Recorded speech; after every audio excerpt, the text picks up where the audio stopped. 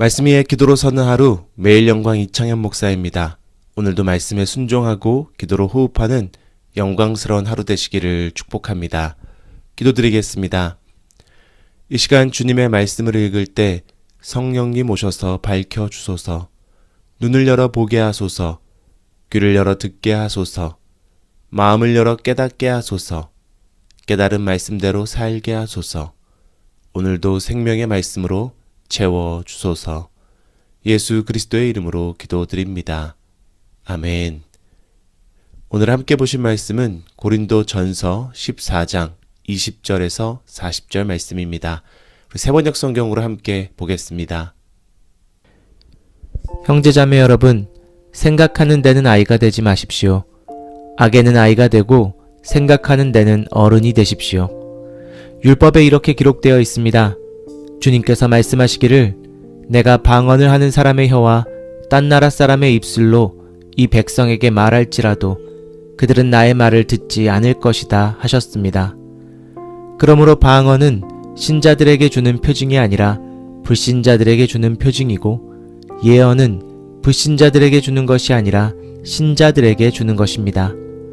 온 교회가 한자리에 모여서 모두가 방언으로 말하고 있으면 갓 믿기 시작한 사람이나 믿지 않는 사람들이 들어와서 듣고 여러분을 미쳤다고 하지 않겠습니까? 그러나 모두가 예언을 말하고 있으면 갓 믿기 시작한 사람이나 믿지 않는 사람이 들어와서 듣고 그 모두에게 질책을 받고 심판을 받아서 그 마음속에 숨은 일이 드러나게 됩니다. 그래서 그는 엎드려서 하나님께 경배하면서 참으로 하나님께서 여러분 가운데 계십니다 하고 환히 말할 것입니다. 그러면 형제자매 여러분, 어떻게 해야 하겠습니까? 여러분이 함께 모이는 자리에는 찬송하는 사람도 있고, 가르치는 사람도 있고, 하나님의 계시를 말하는 사람도 있고, 방언으로 말하는 사람도 있고, 통역하는 사람도 있습니다. 모든 일을 남에게 덕이 되게 하십시오. 누가 방언으로 말할 때에는 둘 또는 많아야 셋이서 말하되 차례로 말하고 한 사람은 통역을 하십시오. 통역할 사람이 없거든 교회에서는 침묵하고 자기에게와 하나님께 말하십시오. 예언하는 사람은 둘이나 셋이서 말하고 다른 이들은 그것을 분별하십시오. 그러나 앉아있는 다른 사람에게 계시가 내리거든 먼저 말하던 사람은 잠잠하십시오. 여러분은 모두 한 사람씩 예언을 할 수 있습니다. 그래야 모두가 배우고 권면을 받게 됩니다. 예언하는 사람의 영은 예언하는 사람에게 통제를 받습니다. 하나님은 무질서의 하나님이 아니라 평화의 하나님이십니다. 성도들의 모든 교회에서 그렇게 하는 것과 같이 여자들은 교회에서 잠자코 있어야 합니다. 여자에게는 말하는 것이 허락되지 있지 않습니다. 율법에서도 말한 대로 여자들은 복종해야 합니다. 배우고 싶은 것이 있으면 집에서 자기 남편에게 물으십시오. 여자가 교회에서 말하는 것은 자기에게 부끄러운 일입니다. 하나님의 말씀이 여러분에게서 났습니까? 또는 여러분에게만 내렸습니까? 누구든지 자기가 예언자이거나 성령을 은사로 받은 사람이라 생각하거든 내가 여러분에게 써 보내주는 이 글이 주님의 명령이라는 것을 알아야 합니다. 누구든지 이것을 인정하지 않으면 그 사람도 인정을 받지 못할 것입니다. 그러므로 나의 형제자매 여러분, 예언하기를 열심히 구하십시오. 그리고 방언으로 말하는 것을 막지 마십시오. 모든 일을 적절하게 하고 질서 있게 해야 합니다. 아멘.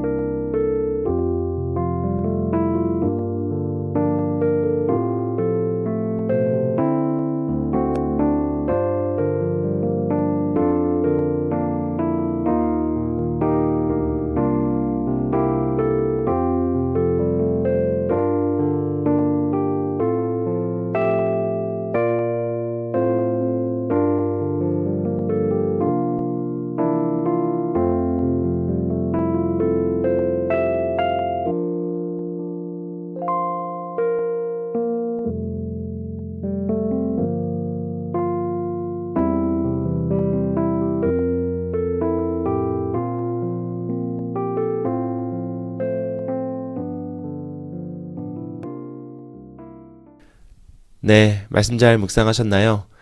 오늘 말씀은 바울이 고린도전서 12장부터 말하고 있는 은사에 관한 이야기입니다. 이제는 아시는 것처럼 고린도 교회는 은사 때문에 참 문제가 많이 있었습니다. 은사 자체가 나쁜 것이 아니라요, 은사를 받은 사람마다 자신의 은사를 뽐냈기 때문입니다. 그러다가 이 예배와 교회마저도 나의 은사를 뽐내는 마치 무대처럼 변질되어 버린 것입니다. 그래서 바울이 이렇게 이야기합니다. 그 어떤 대단한 은사를 받았다 할지라도 신비한 체험에만 몰두하고 그것을 뽐내는 그런 일은 어린아이 같다는 겁니다. 서로가 뽐내는 일에만 관심이 있지 영혼을 섬기고 교회를 세우는 일에 관심이 없는 철부지라고 말하는 것입니다. 여기에서 바울은 이사야의 말을 인용합니다. 이사야 선지자가 말합니다. 내가 방언을 하는 사람의 혀와 딴 나라 사람의 입술로 이 백성에게 말할지라도 그들은 나의 말을 듣지 않을 것이다. 이 말의 문맥은요, 이스라엘 사람들이 하나님의 말씀에 순종하지 않았을 때 하나님께서 아수르 사람들, 다시 말하면 방언하는 사람들이겠죠. 다른 나라 말을 사용하는 사람들을 들어서 이스라엘을 심판하셨다는 겁니다. 그러니 알아들을 수 없는 말을 받았다는 것, 그것은 마치 어찌 보면 아수르 같은, 그 자체로는 깊은 영성을 의미하지 않는 것이라는 말을 하고 있는 것입니다. 그리고 바울은 이어서 알아듣지 못하는 방언과 들리는 예언을 비교하며 이런 말을 합니다. 만약 교회에서 모두가 다 알아듣지 못하는 방언으로 말한다면 초신자들이 왔을 때 어떻게 생각하겠냐는 겁니다. 미쳤다고 하지 않겠느냐라고 꾸짖습니다. 반면에 예언을 하는 사람들을 통해서 하나님의 말씀이 교회 안에 선포된다면 이제 막 믿기 시작한 초신자라 할지라도 그래, 이곳에 하나님이 계시는구나, 그렇게 감사하며 찬양하게 될 것이라고 바울은 이야기합니다.